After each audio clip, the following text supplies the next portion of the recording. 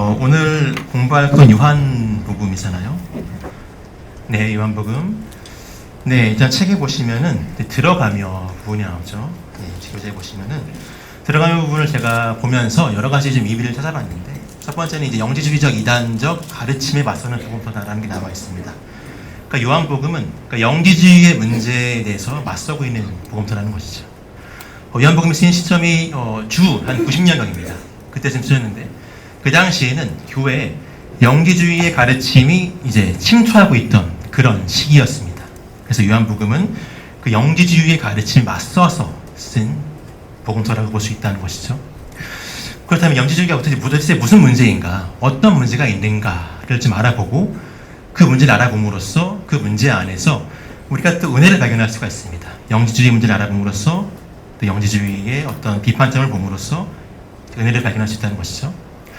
자, 영지주의의 문제는 기본적으로 아주 쉽게 얘기해서 이원론적 세계관이 있습니다. 이원론적 세계관이 영지주의의 큰 문제입니다. 그러니까 기독교에서는 물질 세계나 영의 세계나 그 주인이 우리 하나님이라고 믿고 있잖아요. 하지만 영지주의는 그렇게 보지 않고 영의 세계와 이 육의 세계가 구분되어 있으면서 각자 만든 자가 다르다라고 봅니다. 만든 신이 다르다라고 본 것이죠. 일단 선한 영의 세계는 선하다라고 봤어요. 그러니까 영의 세계는 선한 신이 창조했다라고 봤습니다. 우월하고 선한 신이 만들었다. 하지만 육의 세계, 그 물질의 세계는 악하고 열등한 신이 만들었다라고 주장을 합니다. 그래서 영의 세계에 인간이 들어가야만 한다. 그리고 육의 세계는 탈피해야만 한다라고 이야기를 하지요. 그래서 영의 세계에 들어가기 위해서는 인간이 어떤 비밀스러운 지식, 그러니까 그노시스, 어떤 영적인 지식을 알아야지만 인간이 육의 세계를 탈피해서 영의 세계로 들어갈 수 있다라고 주장을 한 거예요. 그래서 그노시스, 영시주의를 그노시티시즘이라고 하거든요. 그래서 어떤 영적인 지식을 추구하는 그 이단이라고 우리가 알 수 있습니다. 그래서 이 영지주의자들은, 자, PPT 보시면은 이런 자연, 이 아름다운 창조된 자연마저도 악하다라고 봅니다. 왜냐하면 물질 세계이기 때문에 악하다고 보시죠. 나아가서 이런 우주도 악하다고 보는 것이죠. 이 물질로 이루어진 세계들은 다 악하다라고 봤던 거예요. 더불어 또 이 물질 세계, 자연을 인간이 가공하고 해석한 것, 문화라고 하죠. 이 문화마저도 악하다라고 본 거예요. 물질 세계, 자연, 인간이 만든 문화, 경제, 사회, 정치 다 악하다라고 본 게 영지주의의 가르침이었습니다. 나아가서 인간의 몸도 악하다고 본 거죠. 이 멋진 몸도 영지주의자들이 보기에는 악하다라고 생각했던 거예요. 제가 청년부에서 할 때는 이제 크리스 에반스의 몸을 보여드렸었는데, 우리 장로님들 앞에서는 이제 아놀드 슈왈제네거의 몸을 제가 준비했습니다. 이런 좋은 몸도 악하다라고 영지주의는 주장을 했던 것이죠. 더불어서 이 당시, 영지주의 당시에는 어떤 미시세계, 양자세계는 몰랐겠죠. 하지만 지금 있다면은, 만약 지금 영지주의자들이 온다면은 이런 미시의 세계마저도 악하다라고 봤을 거예요. 모든 물질의 세계는 다 악하다라고 봤던 것이죠. 그럼 이게 무엇이 문제인가? 자, 예수님이 이 물질 세계의 몸으로 오신 분이라면은, 육체로 오신 분이라면은 절대로 예수님은 선한 신이 될 수 없다라고 주장한 거예요. 자, 선한 영의 세계만 선하기 때문에, 영의 세계만 선한 신이 만들었고 우월한 신이 만들었기 때문에 예수님이 선한 신이시라면은 결코 이 육체를 지니지 못하셨을 것이라고 주장한다는 것이죠. 그래서 예수님의 그 성육신을 부인하죠. 이 보시면은 예수님 성육신을 부인하는 데까지 이르죠. 육체는 악하기 때문에 육체를 오셨다는 것을 인정할 수가 없는 것이죠. 나아가서 하나님이 창조하신 물질 세계 모두가 다 악하다라고 주장하는 게 영지주의의 생각이었습니다. 그래서 요한복음은 이에 답하고 있는 책이라고 보시면, 복음서라고 보시면 될 것 같습니다. 그래서 예수님이 지으신 육체는 선하시다, 완전하다라고 요한복음 이야기하죠. 육체는 악하지 않다, 선하다라고 주장하는 것이 영지주의에 반대한 요한복음의 메시지입니다. 더불어서 육체, 그리고 물질 세계도 하나님이 창조하신 선한 것이다 라고 말씀하는 게 요한복음이죠.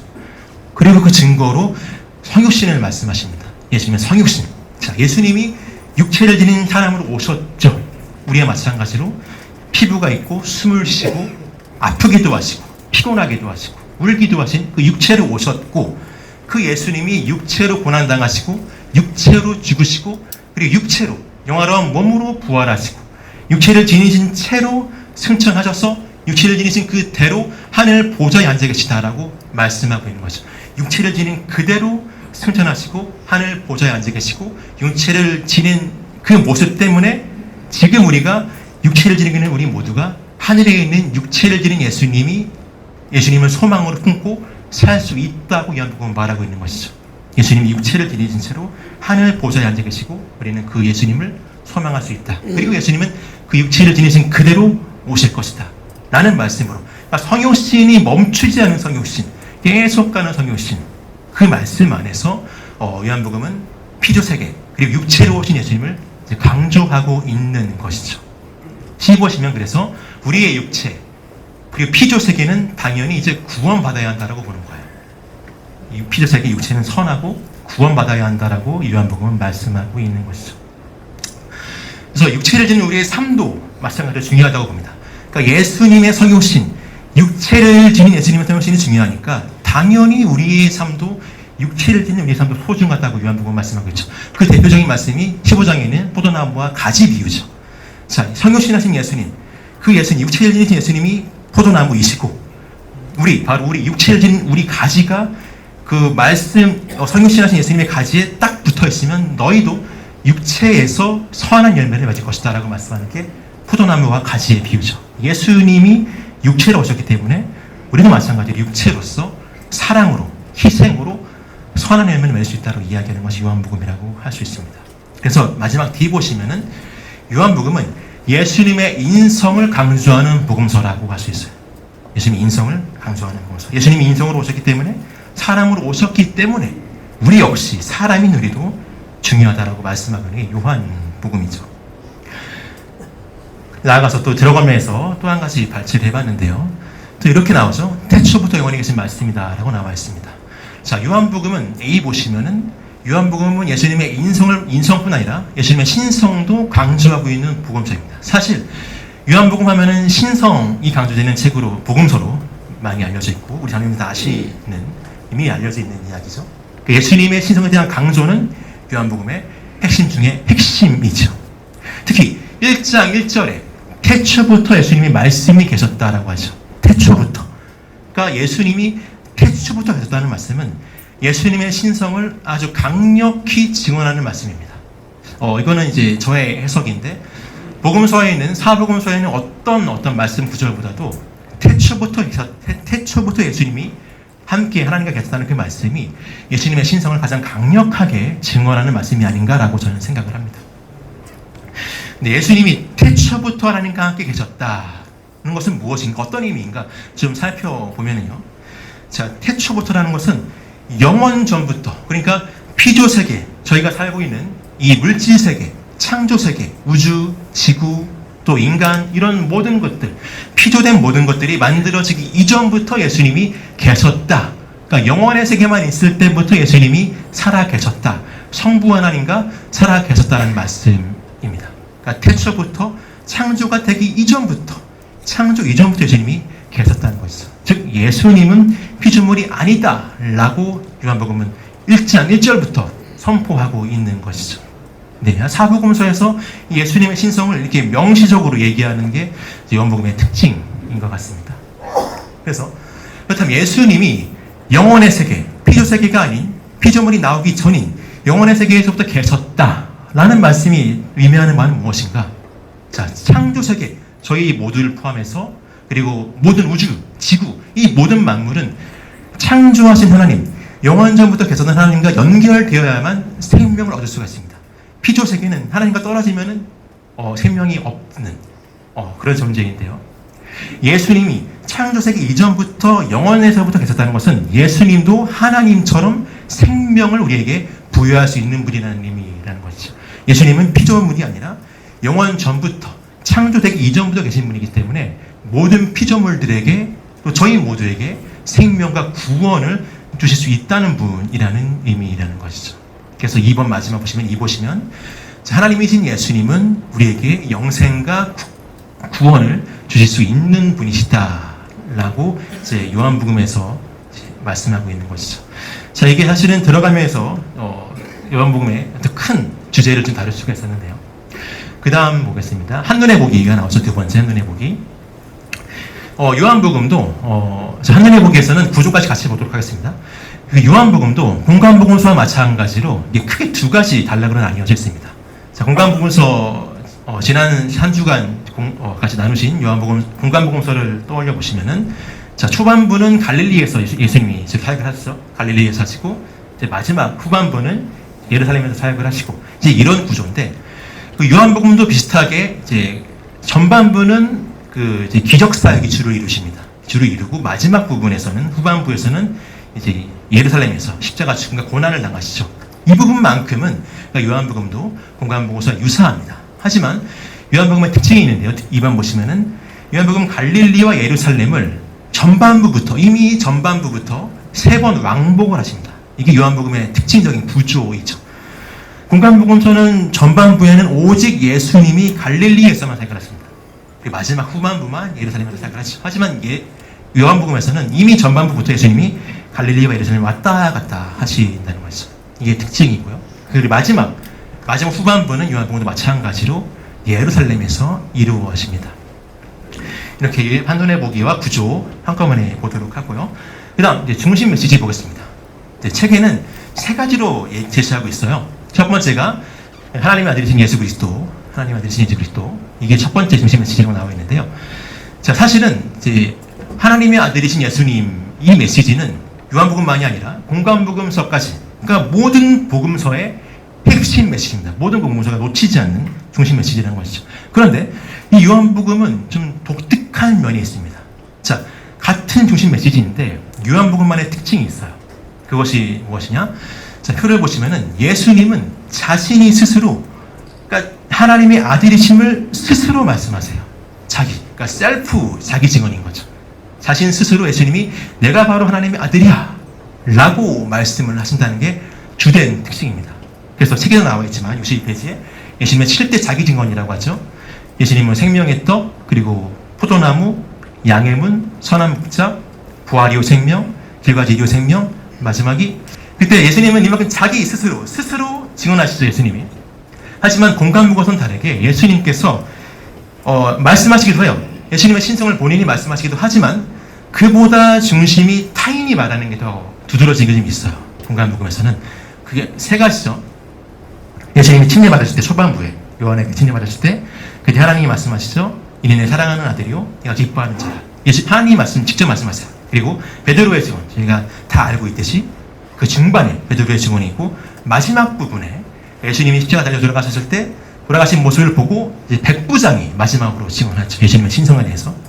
그만큼 이 공관복음은 예수님의 신성을 좀 남이 증언하는 경향이 있어요. 하지만 요한복음은 예수님이 직접 말씀하시는 그 모습 때문에 요한복음이 어떤 예수님의 신성을 강조하고 있는 복음서다라고 저희가 다 알고 있습니다.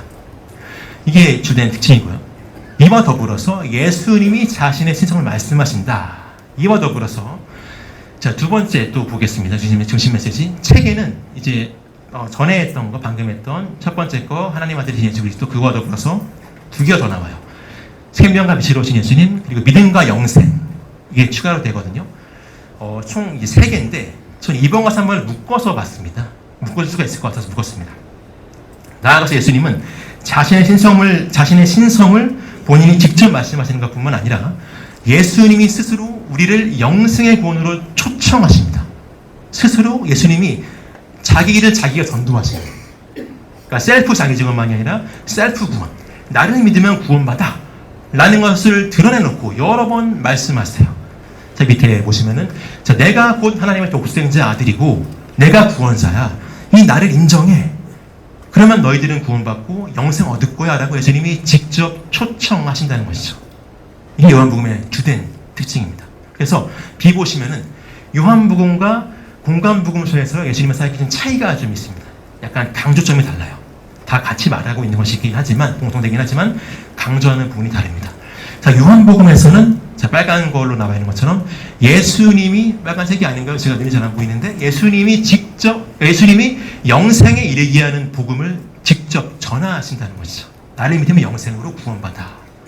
근데 공관복음은 약간 다르게 예수님이 이 땅에 임한 하나님의 나라를 이제 선포하시고 이루는 과정이 공관복음에 나와 있죠. 그래서 공관복음 쭉 보시면 표에서 예수님이 말씀을 선포하시고 병자를 치유하시고 귀신을 쫓아내시면서 그 사역을 하심으로써 예수님이 계신 곳, 그곳이 하나님 나라가 되도록 하시는 사역, 그게 공간복음의 주된 사역이었습니다. 그 반대로 공간복음은, 요한복음은 예수님이 말씀을 만남을 통해서, 대화를 통해서, 또 사역을 통해서 말씀을 전하시면서 영생으로 초청하는 것, 이게 이제 요한복음의 주된 예수님의 메시 사역이었다는 것이죠. 그래서 더불어서 성령님에 대한 경우도 좀 달라요. 요한복음은 역시 예수님의 사역과 연결되어서 성령님의 역할이 예수님을 믿게 하는 것, 예수님을 알게 하는 것, 깨닫게 하는 것, 이게 성령님의 주된 역할로 요한복음은 좀 강조가 되는 경향이 있습니다. 그와 더불어 하지만 공간복음은 성령님이 임재하신 곳, 계신 곳에 하나님의 나라가 임한다 라는 메시지가 좀 주되죠. 강조점이 약간 다른 게 특징이라는 것이죠.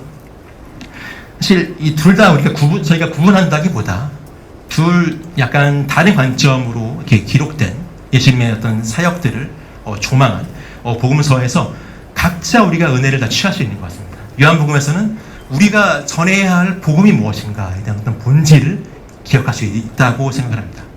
공간복음은 우리가 이루어 나가야 할 공동체가 어떤 모습이어야 하는가, 우리가 어떻게 사역을 해야만 하는가, 이 모습을 우리가 좀 배울 수 있다고 생각합니다. 그래서 다채로운 복음서 안에서 다채로운 은혜를 저희가 알 수 있다는 것이 또 복음서가 주는 은혜라고 생각을 합니다. 네, 그 다음 이제 내용 분석 들어가겠습니다. 첫 번째, 책이 굉장히 내용이 많은데 제가 몇 가지만 좀 발췌해서 준비했습니다. 그래서 중요한 것들만 다룰 테니까 양해를 좀 부탁드리겠습니다. 자, 그래서 첫 번째, 성육신 하신 예수님에 대한 말씀이 나오죠. 말씀의 성육신입니다. 첫 번째 내용 분석이죠. 자, 하나님의 아들, 성육신이 무슨 의미인가? 석 A 보시면은 하나님의 아들, 성자, 그러니까 영원에 계신 삼위일체 하나님만 존재하시는 영원, 성부, 성자, 성령이 계신 영원에 계신 곳에서의 제2위격, 성자이신 예수님, 피조세계가 있기 이전에 계셨던 창조물이 아닌 그 예수님이 창조물인 사람으로 오셨다는 것이 바로 성육신이죠. 영원에 계신 예수님이, 성자 예수님이, 제2위격이신 예수님이 사람으로 오신 것, 나사렛의 예수, 저희와 같이 숨을 쉬고 저희와 같이 피부를 가지고 계신 그 사람으로 예수님이 오셨다, 그걸 성육신이라고 간단하게 설명을 할 수 있습니다. 자, B번 보시면은, 자, 성육신의 그렇다면 어떤 의미가 무엇인가? 성육신의 의미를 조금 정리를 해보자면은, 하나님이 알 수 없는 분이시죠. 하나님은 우리가 알 수 없습니다. 하나님은 우리가 이해할 수 없고 파악할 수 없고 우리가 닿을 수 없는 분이십니다. 본질적으로 저희는 피조물이기 때문에, 인간은 피조물이기 때문에 하나님을 이해할 수 없습니다. 그런데 그 이해할 수 없는 하나님이 이해라기보다 볼 수 있게, 만날 수 있게 왔다는 것이 성육신의 은혜라는 것이죠. 원래는 알 수 없는 분인데 그 하나님이 자기가 직접 완전하게 자신을 보이신 것, 이것이 성육신의 은혜라는 것이죠. 자, 시 보시면 하나님은 본래 알려질 수 없는 분, 우리의 시야와 생각은 너머에 계시는 분이신데 그분이 사람으로, 우리와 동일한 분으로 그분 자체가 오셨다는 것이죠. 이게 바로 성육신의 은혜라는 것이죠. 어거스틴의 말을 조금 우리가 되새겨보면, 우리가 이해할 수 있다면 그분은 하나님이 아니시다는 것이죠. 이해할 수 있다면 자연이겠죠. 이해할 수 있다면 인간일 수밖에 없겠죠. 이해할 수 없는 그분이 인간으로 오셨다, 이것이 성육신의 은혜라는 것이죠. 제가 준비 PPT에는 없지만 예수님이 사람으로 오셨다는 것이죠. 계시로 오셨다는 것인데, 계시이기 때문에 이게 계시에 약간 역설이 조금 있습니다. 그러니까 알려질 수 없는 분이 알려진 거예요. 알려져서는 안 되는 분이 알려진 거죠. 이게 모순이지 않습니까? 알려질 수 없는 분인데 알려진 것. 그래서 우리 예수님의 체험은 지식으로 고정이 안 됩니다. 지식으로 고정이 되면은 알려지는 것만 남겠죠. 하지만 고정이 안 되니까 알려지지만 계시니까 알려졌지만 계시기 때문에 알려지지 않아. 알려졌지만 알려지지 않은 분이시니까 지식이 아니라 사건으로 다가오신다는 것을 좀 받아들이시면 좋을 것 같아요. 그러니까 지식이 아닌 사건으로. 사건은 고정이 안 되죠. 항상 계속해서 경험해야 되는 예수님. 우리의 고정된 지식으로 오시는 분이 아니라 우리가 계속해서 고정되지 않고 끊임없이 경험해야만 하는 약간 좀 신학적 용어를 쓰면 사건으로 오신 예수님이라고 저희가 알 수 있어요. 그러니까 계시이기 때문에 알려질 수 있지만 알려질 수 없는 분이라는 이 계시 역설 때문에 알려짐만 있으면 지식이 되겠죠. 하지만 그와 동시에 알려질 수 없는 분이 알려졌으니까 지식으로 남지 않고 늘 체험해야 되는 그런 예수님이 이제 성교신의 의미가 여기 있다는 것이죠. D번 보시면은, 자, 그래서 계시라는 것이죠. 예수님은, 그러니까 요한복음은 계시의 복음서다. 알려질 수 없는 분이 알려졌기 때문에 계시라는 것이죠. 다시 한번 제가 말씀드리지만, 알려질 수 없는 분인데 알려졌으니까 지식으로 남을 수는 없어요. 결코. 지식으로 남을 수 없지만 항상 체험으로 끊임없이 경험해야 되는 그런 분이라는 것이죠. 그래서 2번 보시면은, 하나님이 자신을 사람으로 알렸다는 것에 큰 의미가 있다는 것이죠. 하나님의 눈에 사람이 얼마나 값진지를 저희가 알 수 있다라는 것입니다. 네. 아침. 네, 계속 보겠습니다. 정효신 하신 예수님, 여기는 좀 넘길게요. 시간이 없어가지고, 제가 어제 그걸 해보니까 시간이 좀 부족해서 넘기고, 그 다음 보겠습니다. 자, 니고데모와 사마리아 여인 보겠습니다. 자, 니고데모와의 대화, 그리고 사마리아 여인과의 대화가 나오죠. 자, 요한복음 3장과 4장에 나오는 이야기죠. 매우 요한복음에서 중요한 메시지라고 생각합니다. 요한복음에서 니고데모와의 대화, 사마리아 여인과의 대화. 자, 니고데모와의 대화는 정말 설교에서 여러 번 인용되는 말씀이죠. 자, 예수님이 제가 초반에 말씀드렸던 것처럼 예수님의 어떤 요한복음에서의 핵심은 자신의 어떤 셀프 자기 증언. 예수님이 자신이 하나님이심을 스스로 말씀하신다는 것이죠. 요한복음에서. 근데 이와 더불어서 예수님은 또 한 가지 스스로 구원으로 초청하죠. 예수님이 두 가지가 요한복음의 두 가지 큰 특징이라고 제가 말씀을 드렸습니다. 그래요. 이 두 가지 특징. 예수님이 자신 스스로 내가 하나님이다. 그리고 예수님이 또 이 하나님이 나를 믿어. 라는 이 메시지. 예수님의 핵심 메시지가 니고데모와의 대화에서 아주 여실히 두드러지게 드러납니다. 이 이야기가, 이 두 가지가 동시에 강조가 되죠. 자, 밑에 보시면은, 자, 예수님이 곧 하나님의 독생자, 그리고 예수님을 믿으면 영생, 구원, 믿지 않으면 심판. 이 메시지가, 예수님의 이 메시지가 이 니고데모와의 대화에서 쭉 나온다는 것이죠. 그 다음에 사마리아 여인과의 대화도 마찬가지로, 이 이야기가 가져옵니다. 예수님이 이제 스스로 자신의 신성을 말씀하시고, 그와 더불어서 나를 믿으면 영생, 구원 얻어. 초청, 구원의 초청, 마찬가지로 강조가 됩니다. 그런데 이건 이제 저의 해석인데요. 니고데모와의 대화에서나 니고데모에서의 대화는 예수님이 신성을 고백하시고 구원으로 초청하시는 말씀이 약간 이론적으로 좀 나타나는 것 같아요. 이론으로.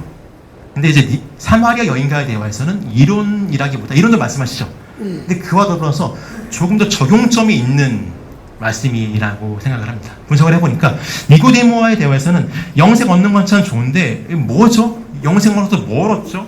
우리가 영생으로서 어떤 걸 체험해요? 라는 어떤 그 질문의 답이 명확히 안 나오는 것 같아요. 하지만 사마리아 여인과의 대화에서 이제 그 내용이 나오죠.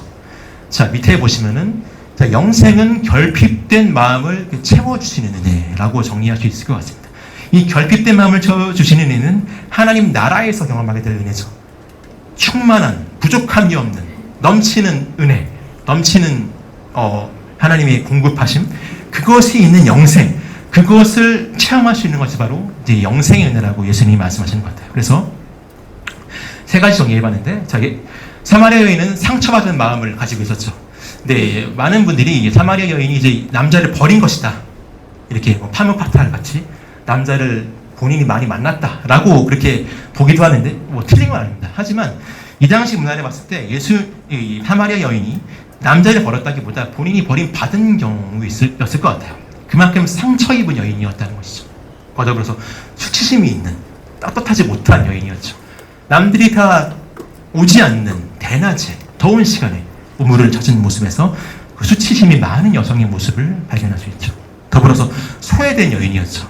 이 당시 사마리아인들은 소외된 사람들이었습니다. 이스라엘 유대인들에게 너희들은 예배를 드릴 수 없어, 너희들은 구원 못 받아, 하나님과 떨어진 백성이야라고 비판받던 사람들이었죠. 그런 소외된 마음을 영생을 주시는 예수님의 말씀 안에서 체험받았다는 것이죠. 그래서 이 사마리아 여인과의 대화에서 이 영생의 의미가 무엇인지 좀 구체적으로 알 수 있는 것 같습니다. 그 다음 보시면은, 여기 넘어갈게요. 시간이 없어. 네, 여기 마지막 부분인데요. 요한복음에서 내용 속에 여기 마지막일 것 같은데요. 자, 날 때부터 맹인을 치유하시고 또 선한 목자 비유, 나사로 부활 사건이 나오는데요. 자, 예수님이 이제 요한복음 12장부터 마지막 예루살렘에 방문하십니다. 마지막으로 예수님이 요한복음에서 예루살렘에 3번 왔다 갔다 하시는데, 그리고 마지막으로 십자가 죽음을 향해서 이제 마지막 십자가 죽음을 위해서 예루살렘에 가시는데, 그 예루살렘 방문하시기 전에 2가지 기적을 하시죠. 그게 날 때부터 맹인의 치유, 그리고 그 이후에 나사로의 부활 사건이 있습니다. 근데 이 표적은, 이 사건은 좀 특별한 의미로 다가옵니다. 자, 예수님이 이 2가지 사건에서 예수님의 신성을 아주 강하게 드러내세요. 자, 날 때부터 맹인은 아예 날 때부터 강조되고 있죠. 선천적 맹인인 거죠. 날 때부터 맹인을 보게 했다는 것은 아예 새롭게 하시는 것이죠. 그러니까 창조의 사역이에요. 그리고 나사로는 이미 몸이 썩고 있어요. 몸이 썩고 있습니다. 완전히 죽은 상태예요. 썩고 있어서 냄새나는 그 몸을 다시 살리셨다는 것은 생명을 주신 거죠. 그러니까 창조, 생명, 이 2가지는 오직 하나님만 하실 수 있는 사역이라는 것이죠. 예수님이 십자가를 돌아가시기 전에, 이전에 오직 하나님만 하실 수 있는 이 2가지 사건, 생명 주시고 그러니까 창조하신 사건을 보이심으로써 자신의 신성을 밝히셨다는 것이죠. 저는 이 부분에서 D를 보시면은 주목해야 할 지점이, 예수님이 단순히 언어를 통해서가 아니라 표적을 통해서, 사건을 통해서 예수님의 신성을 보이셨다는 것이죠. 저는 여기에 이 사건, 이 메시지에 큰 의미가 있다고 생각합니다. 특히 저희 순복음에게 있어서는 이 표적을 통해서 예수님이 자신의 신성을 보이셨다는 것은 아주 큰 의미가 있다는 것이죠. 자, 많은 우리 사람들, 많은 우리 크리스천들이 특히 개신교, 말씀의 선포를 많이 강조하죠. 언어로 선포되는 복음, 언어 안에, 말씀 안에 하나님이 임재하신다라고 많이들 이야기하죠. 저도 존중합니다. 저도 개신교에서 나온 사람이고요. 저희 모두가 다 개신교인들이잖아요. 개신교의 흐름 안에 있기 때문에 말씀에 대한 강조, 성경에 대한 강조 당연히 해야 되죠. 그와 더불어서 말씀 선포, 설교 강조해야 되는 게 맞습니다. 하지만 이것과 더불어서 우리는 오순절 교인이기 때문에 어떤 체험, 표적도 마찬가지로 하나님이 현존하시는 증거로서 강조할 필요가 있다는 것이죠. 지금 요한복음에서 이 예수님이 표적을 강조하신 모습 안에서 저희 신복음이 강조하는 체험, 변화, 어떤 기쁨, 삶에서의 변화, 저희가 강조하는 오중복음, 삼중 축복, 범사가 잘 되고 강건하게 되는 축복, 이런 표적, 사건, 체험 안에서도 꼭 언어가 아니더라도 체험 안에서도 우리가 예수님을 체험할 수 있다, 만날 수 있다. 그 체험도 충분히 하나님이 현존하시는 것에 대한 근거가 된다 라고 저희가 말할 수 있다고 생각합니다. 그래서 예수님도 이렇게 말씀하시죠. 제가 말씀을 좀 정리를 해보면은, 예수님도 나를 믿기 어렵기 때문에, 요한복음에 보시면은 나를 믿기 어렵기 때문에 내가 행한 일을 보고, 내가 행한 일, 그러니까 예수님이 행한 표적, 그 사건을 보고서는 날 믿어, 이렇게 말씀하시거든요. 그만큼 예수님은 표적을 강조하셨다는 것이죠. 자, 제가 초반에 얘기했던 예수님의 7대 자기 증언과 더불어서 예수님은 7대 표적을 행하십니다. 7가지 사건을 하세요. 그러니까 예수님은 말씀으로써 내가 하나님이야 라고 말씀으로써 자신의 신성을 증언하시기도 하지만, 그와 더불어서 사건, 표적으로도 예수님의 신성을 증언하신다는 것이죠. 여기에 우리가 은혜 받을 수 있는 게 있습니다. 네, 좀 넘기고요. 네, 요거만 하고 마무리할까요? 네, 저 이제 도마의 이야기인데, 자, 도마가 의심을 하잖아요. 네, 도마가 의심을 하는데, 네, 여기서 제가 이제 최근에 은혜 받았던 간증을 하고 지금 마무리를 하도록 하겠습니다. 도마가 의심한 것에서 저는 신앙인들은 의심할 수 있다고 생각합니다.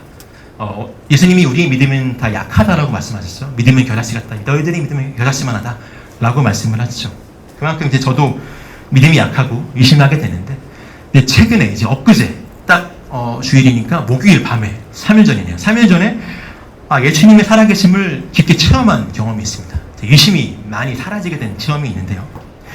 제가 금요일 찬양인도를 새벽에 했었는데, 찬양인도를 목요일에 준비를 하면서 찬양을 부르는 동안 그때 느껴진 예수님의 어떤 그 경험이, 예수님은 정말로 맨 밑에 줄에 보시면은, 내가 순수하고 성결할수록 나를 더욱 깊이 만나주시는 분이다 라는 걸 좀 느꼈어요. 내가 순수하고 성결할수록 더 깊이 만나주신다. 이런 분이 예수님이다. 이런 분이 어떻게 하나님이 아니실 수 있을까? 라는 묵상을 했거든요. 이게 너무 당연한 얘기를 왜 하나? 라고 생각하실 거예요. 너무 뻔한 얘기다 라고 하실 수 있는데, 잘 생각을 해보면은, 저보다 다 인생의 연륜도 깊으시고, 장로님들이시지만 제가 그래도 이렇게 삶을 좀 얘기하자면은, 대부분의 사람이, 세상 사람들, 많은 사람들이 순수하고 성결할수록 그렇게 썩 좋아하지 않아요. 좋아하기도 하지만 약간은 거북해하기도 하고, 어떤 사람은 순수하고 성결할 때 이용하려고 하기도 하고, 그런 모습을 교정하려고 하기도 하죠. 그렇지 않나요? 저도 이제 어른들이 하시는 말씀이, 너는 좀 성격이 있어야 된다. 이런 말씀을 많이 하세요. 영진이 넌 너무 성격이 없어. 그러니까 순수하고 착하지 말라는 것이죠.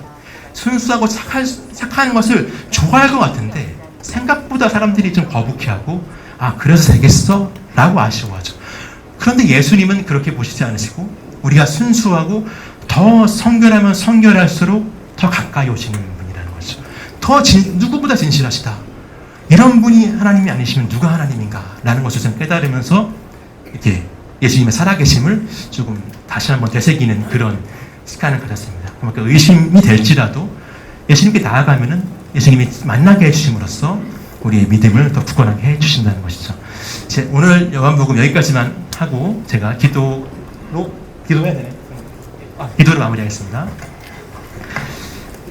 하나님, 저희 장로님들 이렇게 아침 시간에 귀한 시간 들여서 함께 은혜 나누게 하시니 감사합니다.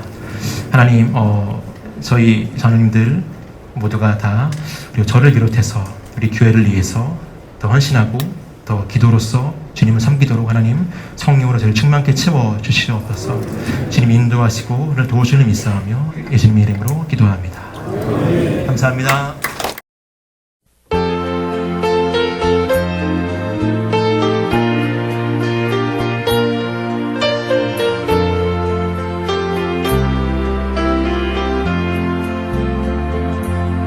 아름다웠던 지난 추억들,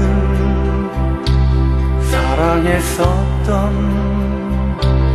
많은 친구들,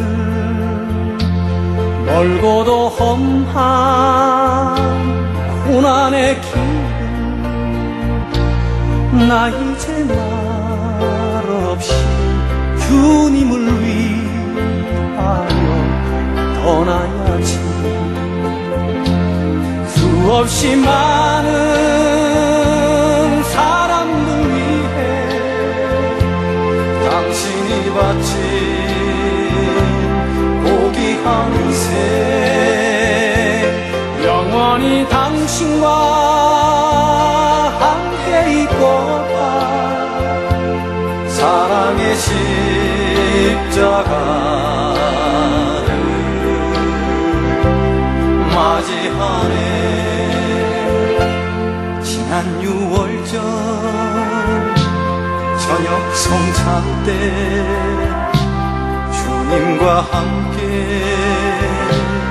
마시던 빗잔, 그 일이 문득 생각이 나면 어느새 내 뼈에 주르르 눈물만이 흐릅니다. 수없이 많은 사람들 위해 당신이 바친 고귀한 새, 영원히 당신과 함께 있고파 사랑의 십자가를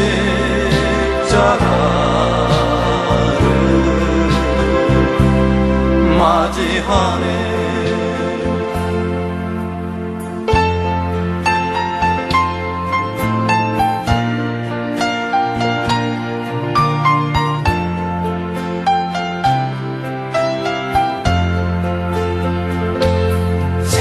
가볼 때 난 괴로웠어. 풍랑이 일면 난 무서웠어. 하지만 이제 두렵지 않아. 이 세상 끝까지 주님을 위하여 죽을 텐데 수없이 많은 사람을 위해 당신이 바친 고귀한 새 영원히 당신과 함께 있고파 사랑의 십자가를 맞이하네. 사랑의 십자가를